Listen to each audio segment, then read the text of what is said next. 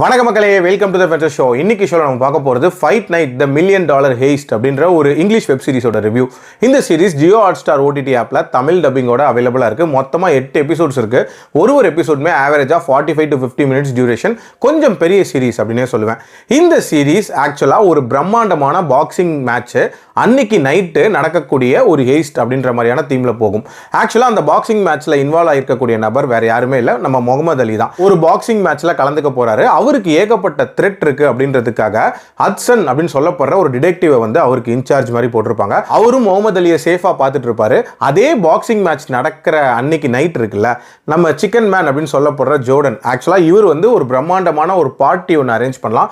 அதுக்கு பெரிய பெரிய கேங்ஸ்டர்ஸ் எல்லாத்தையும் இன்வைட் பண்ணலாம் அப்படின்ற மாதிரி யோசிச்சு வச்சிருப்பார். சோ தட் இவருக்கு ஒரு பெரிய நெட்வொர்க் கிடைக்கும் அப்படின்ற மாதிரியான ஒரு பிளான் தான். அந்த பாக்ஸிங் மேட்ச் அன்னைக்கு நைட்டு எதிர்பாராத ஒரு சம்பவம் நடந்துரும். அதாவது ஒரு கேங் திடீர்னு வந்து அந்த பார்ட்டி நடக்கிற இடத்துல ஒரு விதமான கொள்ளை சம்பவத்தில் ஈடுபடுவாங்க.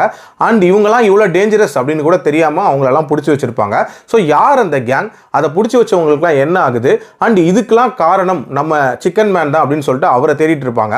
மாட்டினாரா இல்லையா, அண்ட் அவரும் இந்த டிடெக்டிவும் எப்படி இணையறாங்க, அண்ட் டுவர்ட்ஸ் தி எண்ட் எப்படி கண்டுபிடிக்கிறாங்க அப்படின்ற மாதிரி நிறைய விஷயங்களை சொல்லக்கூடிய ஒரு சீரிஸ் தான் இந்த சீரிஸ். எனக்கு இந்த சீரிஸ்ல பிடிச்ச விஷயமே அந்த பிக் பாக்ஸிங் மேட்சுக்கான அந்த பில்டப் அப்படின்னே சொல்லுவேன். அதாவது முகமது அலியை ஒரு பெரிய ஐகான் மாதிரி எல்லாருமே பார்ப்பாங்க. ஒரு கேங்ஸ்டரும் பார்ப்பான், அதே நேரத்தில் ஒரு போலீஸ்காரனும் பார்ப்பான் அப்படின்ற மாதிரி எல்லாருக்குமான ஒரு ஐகான் அப்படின்ற மாதிரி காட்டியிருப்பாங்க.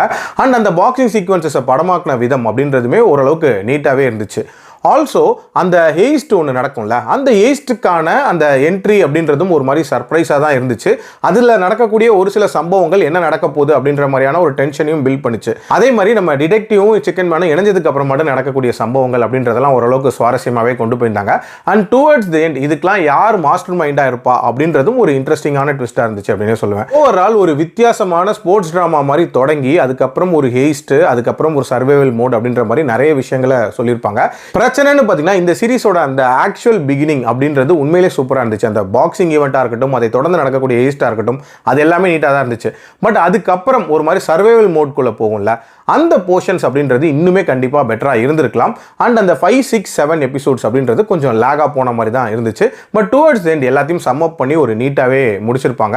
அண்ட் பிளாக் லைஃப்ஸ் மேட்டர்ஸ் அப்படின்ற மாதிரியான ஒரு விஷயத்தை பற்றி பேசியிருப்பாங்க.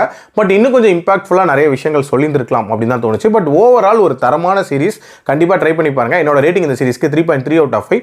அடல்ட் கண்டென்ட்டை பொறுத்த வரைக்கும் இதில் ப்ராப்பராக அடல்ட் சீன்ஸ் அப்படின்றது இருக்கு. அதனால ஸ்ட்ரிக்ட்லி ஃபார் அடல்ட்ஸ். மீண்டும் அடுத்த விமர்சனத்தில் சந்திக்கிறேன். நன்றி, வணக்கம்.